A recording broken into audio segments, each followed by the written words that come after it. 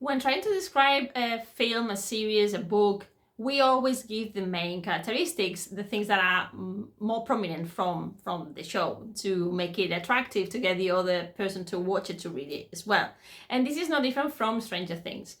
For Stranger Things, I've thought of 4 elements that I think are basic to describe it at a superficial level. The first aspect is that it's set in America in the 80s, in Hawkins to be more precise. It's a mixture of science fiction and cosmic horror. We'll have to think here, why am I saying cosmic horror, in a little bit. It's about teenagers and kids helping each other to fight against monsters, but it's also about the adults becoming the kids' allies in the series. But what about the elements that are more relevant, or that once we get into this show are really the ones that move the show and make it what it is? This is what I want to talk to you about today. I want to talk about 5 Gothic elements that you will find in Stranger Things, and that will give a lot of explanations. It will explain a lot of the things that go on in the series, but also are very good references for what is the Gothic, to define the Gothic mode and Gothic literature. And obviously we're going to do this today through this section of You Are Gothic But You Don't Know It, called the Gothic Breadcrumbs. And so here we go today. I want you to get your pen, your paper, get comfortable, because there's a lot of important information here. Beware of the spoilers, but I hope I'm gonna blow your mind with some new points of view and how to connect this with the Gothic. So there we go.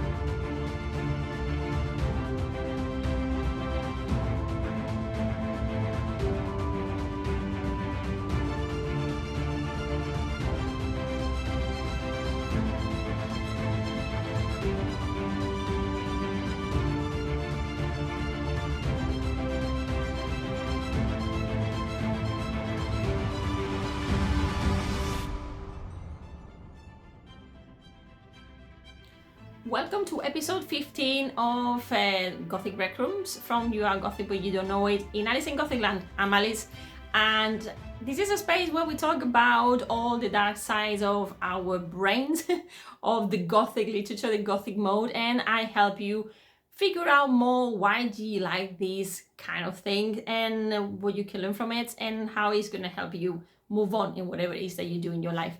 But before we go into the 5 elements that I think are very relevant in Stranger Things, I will explain a lot of the things that happen in the series, and is a very good example of the Gothic. I want you to know about my monthly magazine. This is why I'm making less videos. I'm spending a lot of time creating this magazine for you every month. You Are Gothic But You Don't Know It. July issue number 2 is a magazine created for people like you that are looking for inspiration to know more about the Gothic, the origins, the evolution. But if you're a writer, if you're a reader, if you're a researcher, you can also find a lot of inspiration there, and even writing tips, organizational tips. So it's a little bit of everything. In this month, you're gonna see a lot about Stranger Things. The main elements, the main Gothic elements that we're going to talk about today, you're going to see them more developed in the magazine. But also I'm going to be talking, about the upside down. So as well as other things and myths and other Gothic aspects that you should take into account, or even just to refresh your knowledge about the Gothic. So here we are, the 5 Gothic elements that I'm going to talk about today, and from there you're going to see that there are subcategories. Are the following: locations, natural elements, the other, portals and gates, and traditional tropes and motifs. For locations, I've divided the locations in different spaces, so then you can see why sometimes they can become the outside and the inside can be the same, or they cohabit, and there are a lot of Gothic elements, there are a lot of boundaries, there are frontiers. So on the one hand, we have the indoors, which will be all those spaces like the house, the lab, the prison, the school, inside the school. Then we have the outdoors, which would be outside the house, outside the prison, the woods, patios, gardens, you know, there are a lot of all the outside world. Even though everything happens in Hawkins, and Hawkins is like this closed environment, we don't see the characters going outside, even though at some point some of them travel and they come back. Then for location, we also have the mental space that we can see here in the third picture, where we have 11 in the void, in this mental space. That is a space that only her and others like her can actually access, which is a very important aspect.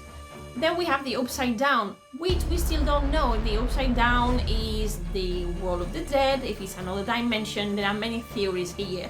I will tell you mine, but you are going to find a lot of other theories online in other channels. As I mentioned in previous videos, it is very important the appearance or the presence of the natural elements. And we were talking about this when I was telling you about the Celtic Wheel of Time, and we were talking about how nature and these natural elements played a big role already in our ancestry, in our Celtic traditions, but in all the traditions too. This is kind of general in all humanity cultures worldwide. So what we have here is, on the one hand, we have fire, that if you remember when we talked about fire, we talked about destruction, but at the same time we were talking about fire as this reincarnation, this phoenix bird, yeah, this idea of reincarnation, of destroying to rebuild again. So also think about the color and how it's in opposition with water, which is the following picture that we have here of 11, when she's trying to communicate, she's trying to connect in this kind of through water. How water is important here, not just to be in opposition with fire, but also as a conductor, something to communicate, which is something that doesn't appear only here. It's something that we already see in Constantine, for example. By the way, they're gonna make part 2, so very soon I will be talking about Constantine as well, because it's one of my favorite films. So you can see that also the color red, blue, that again impersonates heaven, hell. So in our Christian cosmology, this is very, very important. Look at the light. The meaning of light, light again in opposition with darkness, with this other world that we don't know about. But light, as it is displayed on season 1, is also very gothic, because we have a Ouija board, some kind of Ouija board on the wall, and the light is what represents this clarity. It means solution, it means finding the child, Joyce's child in this case, and it also means this contacting with the other world. So that's why I think one of my theories is that I am not sure if the upside down is actually the world of the dead, which is something that already exists since Mesopotamic times, and we can say that, but also it could mean that it's a way of connecting with another parallel world of another dimension. Okay, so there are different theories here. The trees, we always go back to the trees as well. Look, here we have that in the series the tree is this kind of portal, as we're going to see now. So it plays a huge role throughout the series. First, because we have Hawkins, at some point it has its woods, so people go there to investigate when people get lost. You know, in the States, there are a lot of spaces with a lot of road, motorway, and then we have a lot of woods. So it's very relevant. So there's a lot of information here about maybe American fears. I haven't mentioned that in the Spanish video, but that could be another theory. Remember that horror, anything, any artistic representation of what we think is our reality, or even the fictional reality, always has elements of fears from the modern times, from the person creating it. And in this case, we have a lot of information from the history and the past of the Duffer brothers. Okay, let's talk now about the Other. So the Other has different shapes. The first one, the most obvious one, is the cosmic monster, this mind flyer that we have in the first picture. And look at it, it looks like a spider. It looks like one of those creatures that we've seen, like an alien. So that's what makes us think and makes us make this connection with the cosmic horror of Lovecraft, for example, which is something that I haven't invented. It's something that I've already seen, it's already been written about, there are articles about it. So it's very important to see how this Other, this monster, we need that kind of monster, because It's different from us. It's easily targeted. It's the kind of 80s monster that we could see in the past, and we could fight it and we could kill it and destroy it, and that's it. But in this case, this cosmic monster we're going to see, I think, in the future, it has a lot more than meets the eye. Then we have the human monster, and here's where we have things getting a little bit complex, because the human monster can be this other. Everything that is different from the majority, it's an other. Historically, very clear, the Russians, that's the other. And in the times we're living in, even more so. So we've always had this dichotomy or this confrontation between Americans, the Russians, and the rest of the world. And then we have other cultures there. But this is actually based on a video that I saw the other day as well. It's based on real investigation on telekinesis in the 50s. So I'm not going to go into the scientific side of things, because my purpose is to talk about the Gothic elements, but bear that in mind because it's very, very important. And again, the psychological side of things comes into it. So the human monster as the other from another culture, another country, someone from a different village even, someone that, you know, we even have gangs. I've not mentioned that in the Spanish video either, but we have different types of groups within the groups. So everything that it means this contraposition or this opposition of things that are not quite like me, that are different from me. But then we also have man-made creations like we'll see in the lab. So man-made creations, we have these rat labs that is very clear that comes from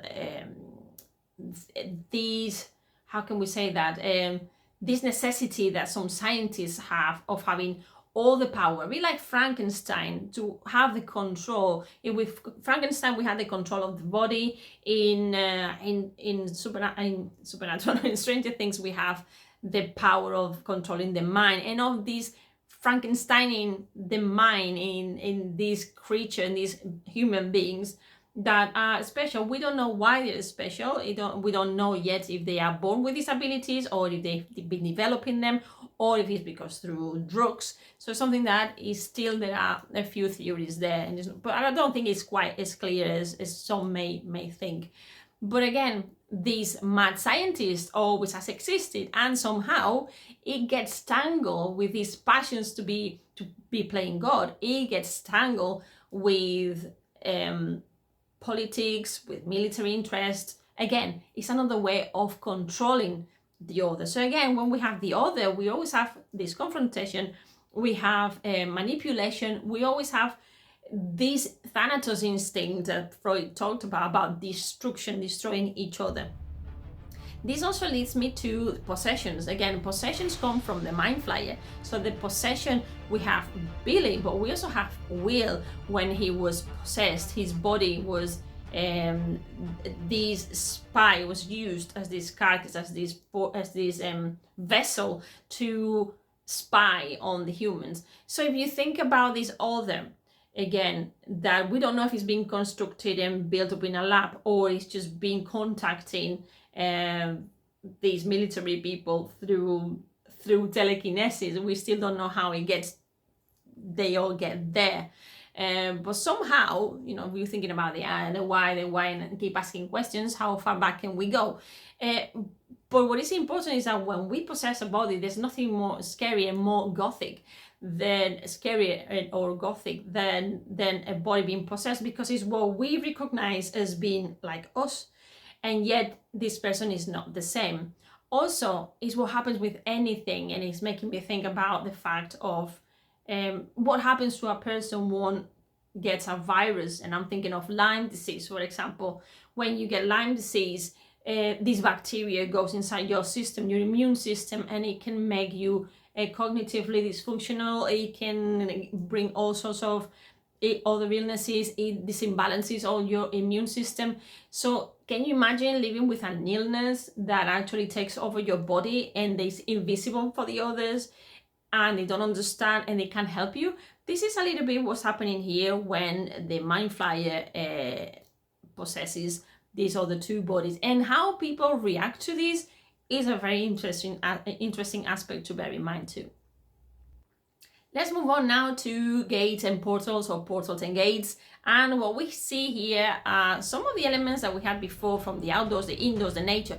Now we're getting all these previous elements mixed up here. So the house, super important. The house in Stranger Things is very important, not just because of Henry's house being the place where everything is going to change, life and death take place, this change, but also it's a place where it's unheimlich, is where I am secure, but at the same time it's strange, it becomes strange to me, and it becomes this portal to the other world. But it's also a place where Vecna will have to come back to, because it's like his birthplace. So like any traumatized child, you have to go back to mom and dad for reassurance, but maybe you need to move away from them.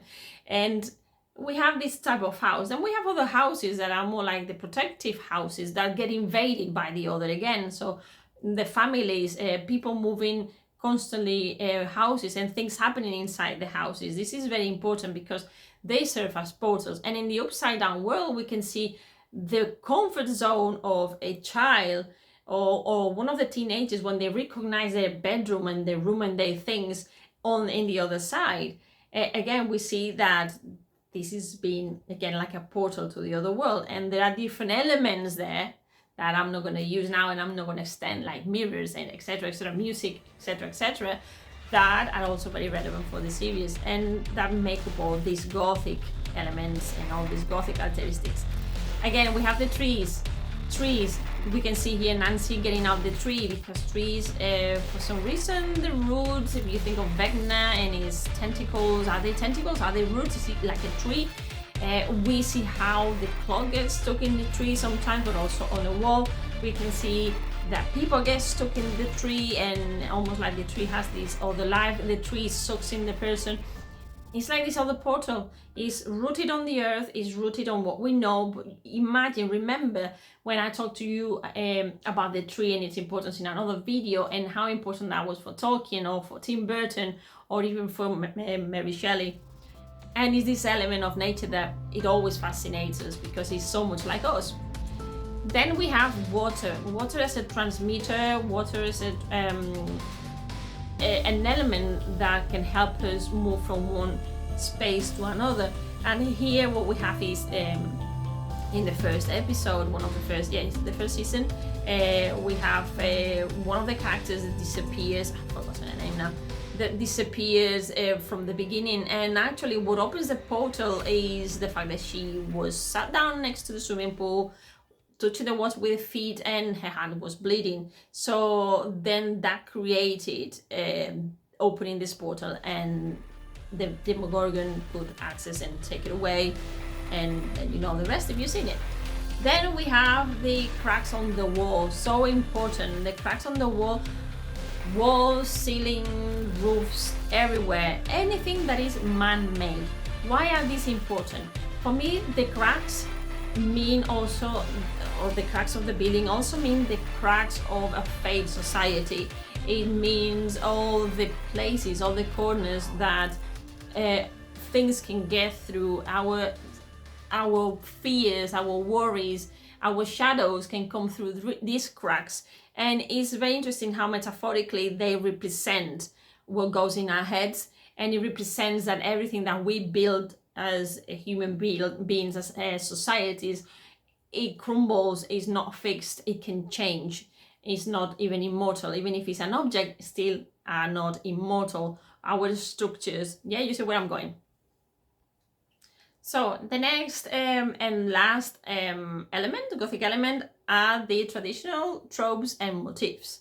Why is this important? This is important because we can see now, yes, specific elements. We've gone from like the biggest structure to the most detailed information, and we have here the importance of doors, for example. So for doors, we have Henry's door, because it appears all over the place. Is super relevant because you open the door and you go into a different realm. You can it's a new life in this aspect, in this sense. It's like a new life. You don't know what's on the other side. You don't know if it's going to be successful, if it's not going to be successful. this is not the only door. Every door, like we have the doors of the lab, there are different portals to different spaces where we're going to be creating trauma, where we're getting learning, where things happen in closed doors. So those are super important, and this one in specific is very, very important, as you will see, or you've probably noticed if you've seen the series. The clock, again, what do we have here? We have the passing of time. Remember when we talked about the Celtic wheel of time? Well, I refer you to that video again. Very important, the passing of time. This is key because precisely Henry wants to break the cycle of time. He wants to break the routine. He's like this ghost that is trapped in time. He doesn't want to be trapped in time. So for him, freedom is to break that and become what he becomes and start his own journey down that road. So he embraces his shadow, but he embraces it from a destructive point of view, from this Thanatos journey that he does, because he doesn't want to be born, work, eat, go to bed, and then start all over again, and then die. He doesn't want that, and in a way, it's an existential crisis that he's got as a child. That is already a child with a broken family. We don't know. That's something that we're going to learn later on, I hope.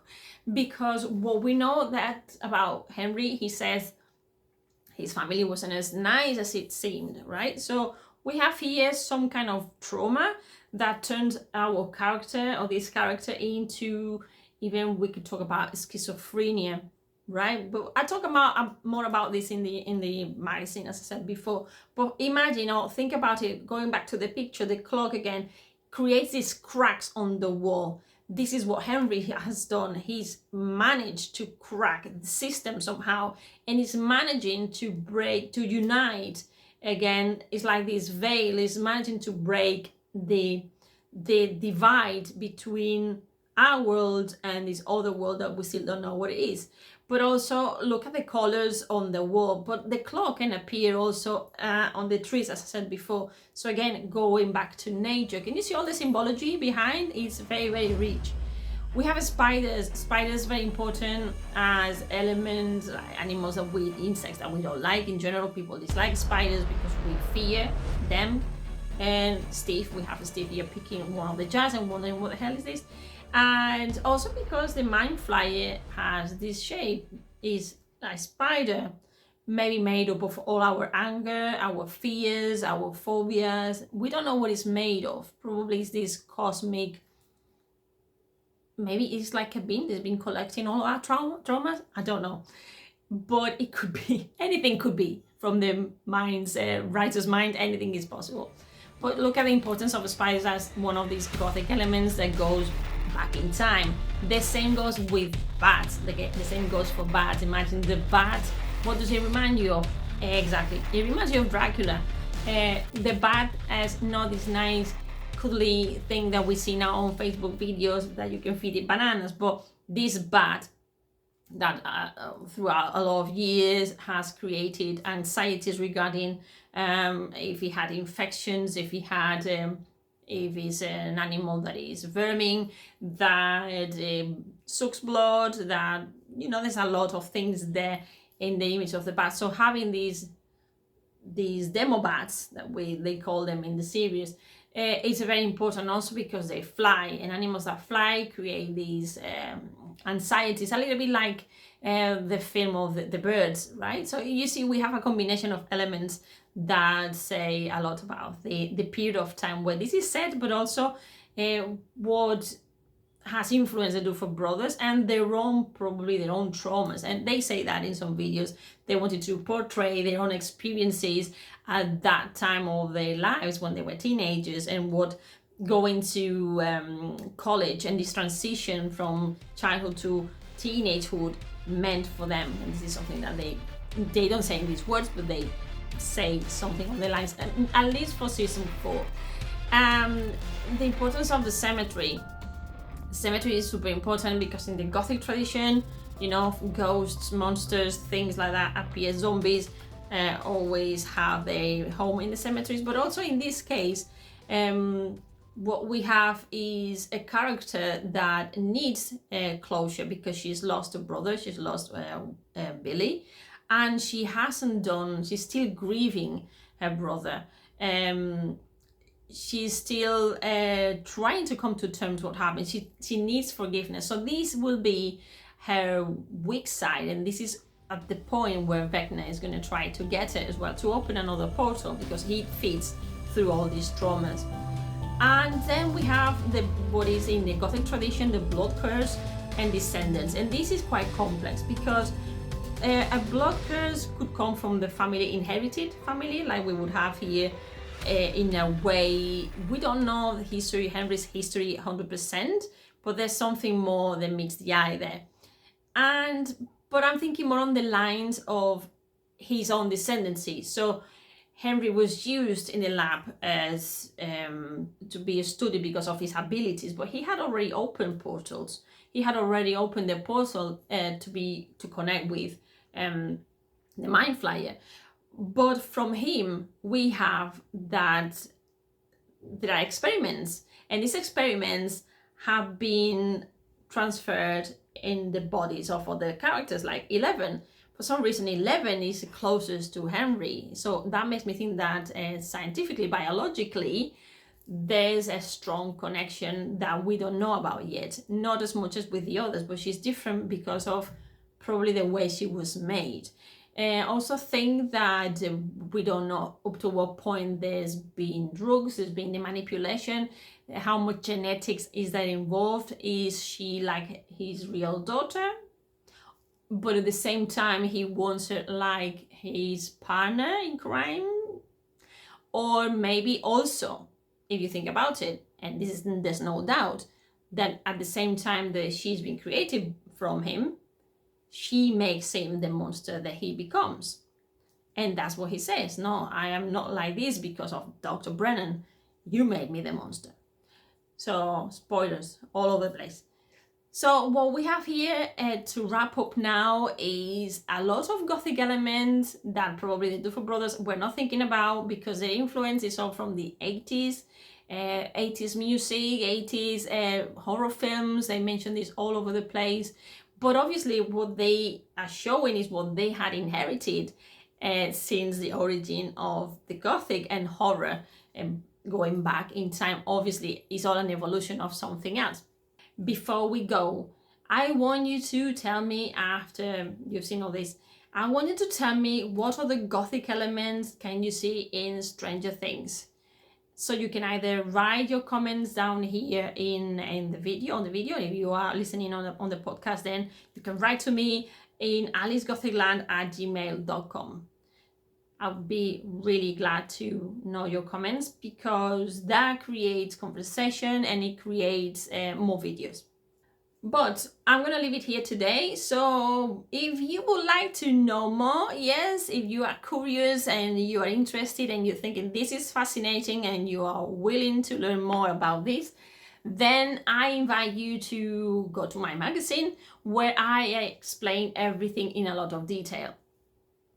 As you can see here, there are many pages. It's about 10 pages talking about the Gothic elements of Stranger Things. All of these elements well elaborated with quote, with research, with video commentaries, with a little bit of everything.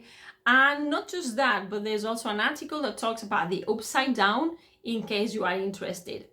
And that's it, my friends. If you've liked the video and you think this has been interesting, useful, and you've learned tons of things, please click the bell, subscribe, share, tell your friends, and I hope you've liked it because there's more coming this way. Next video I will talk about The Shadow. I'm going to be doing a book review that I don't normally do, but it's connected to what we see here with the Stranger Things, and it's connected to the journey that we are doing in the Gothic space, in Alice in Gothic Land. So I hope you've liked it, you've enjoyed it. See you very soon, and until then, be very Gothic, my friends. So take care. Bye.